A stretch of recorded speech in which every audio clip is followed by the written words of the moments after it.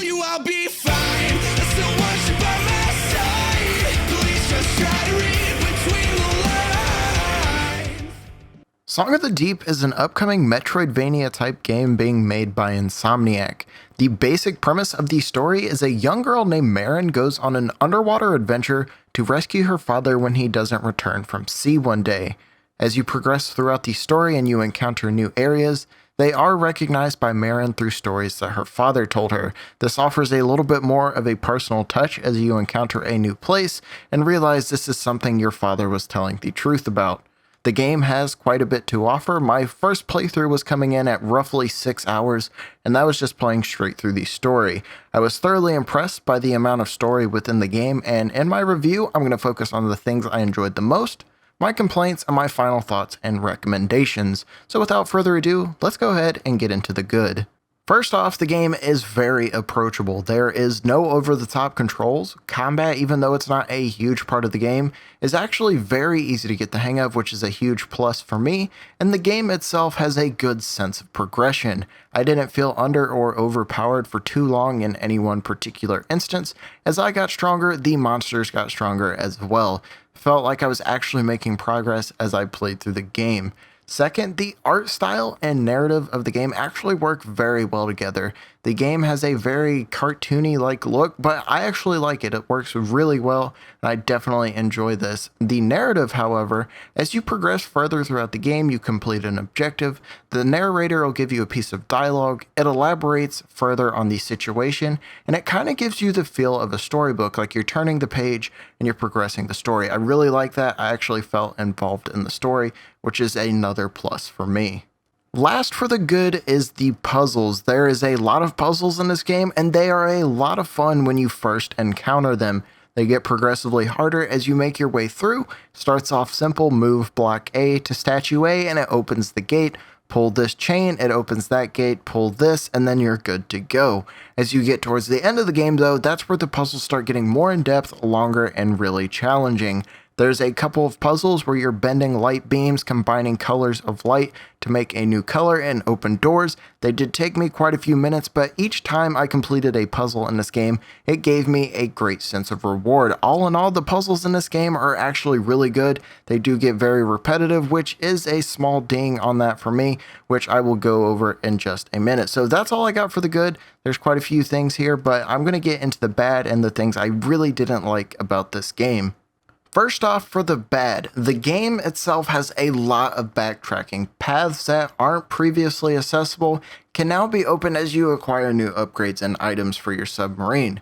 Though the paths you do take, they take you to new areas beyond where you initially explored. It does get very frustrating having to go back through an area that I've already been through several times. There's quite a few times this happens throughout the story. A lot of backtracking, you have a new item, you go open a door you couldn't open before, and you progress further only to backtrack once again as you make more progress. Up next, the game really doesn't offer much guidance. You're given an objective and a location on the map. I personally didn't find this an issue, but to some people, a lack of instruction or necessary requirements to reach said objective can prove to be very frustrating. For example, at roughly the midway point of the game, you need magma torpedoes to make it through a door. The game does not tell you where to obtain these, or let alone that they are even required. You just see a door, you know you can't open it, and you don't know what you need. It's just a matter of actually stumbling across their location as you play, and I personally think a bit more guidance and direction would be a huge plus to players approaching this game. As I said, it didn't really bother me all that much. Now, I don't have too many complaints about this game. They're just some pretty minor things and things that other people might find annoying, but this one here is the major ding on the scorecard. The game gets very repetitive as you approach the end. A lot of the puzzles are rehashed and made more difficult. For example, puzzles from the beginning, move block A to statue A to open the door, becomes move block A to statue A to open the door, to pull the chain, to open another door, to get block B to statue B to open the door, to move on. Gets very repetitive and a lot of rehashing. Also, a lot of the puzzles get very frustrating. For example, as you near the end, you need to freeze a bomb and guide it through various obstacles, all while keeping it frozen and making sure it doesn't get destroyed. If you happen to destroy it or you don't keep the bomb frozen, you have to go all the way back to the beginning and restart the puzzle. I did find myself failing at a lot of the puzzles near the end, but the challenge was welcomed. For me, even though the puzzles were repetitive, I still had a sense of reward as I completed them. But if you guys like games with fun puzzles that really test your brain and the repetitiveness doesn't really bother you, Song of the Deep offers just that. All in all, Song of the Deep is a fun game with a very cheap price tag. It is a game that is more of a one and done type. You play it, you beat it, and then you're on to the next title. If you are a completionist, the game has loads of treasure, items, and upgrades for you to collect, so whether you guys are a casual gamer or a perfectionist, this game caters to both. With super approachable controls, a fun story, and a beautiful art style, Song of the Deep is definitely worth at least one playthrough. If you're wanting a casual game to play, I highly recommend it.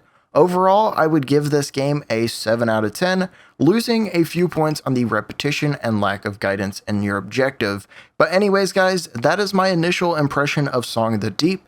I've played the game from start to finish, and I thoroughly enjoyed my time within the game. If you guys have played it already, let me know what you guys think down in the comments section below. It is available everywhere starting July 12th on Xbox, PlayStation 4, and Steam. So anyways, hopefully you guys enjoyed. If you did, smash the like button down below. If you guys happen to be new around here, be sure to hit the subscribe button. But anyways, I'm going to get out of here. I want to thank you guys for watching, and I will catch you guys later.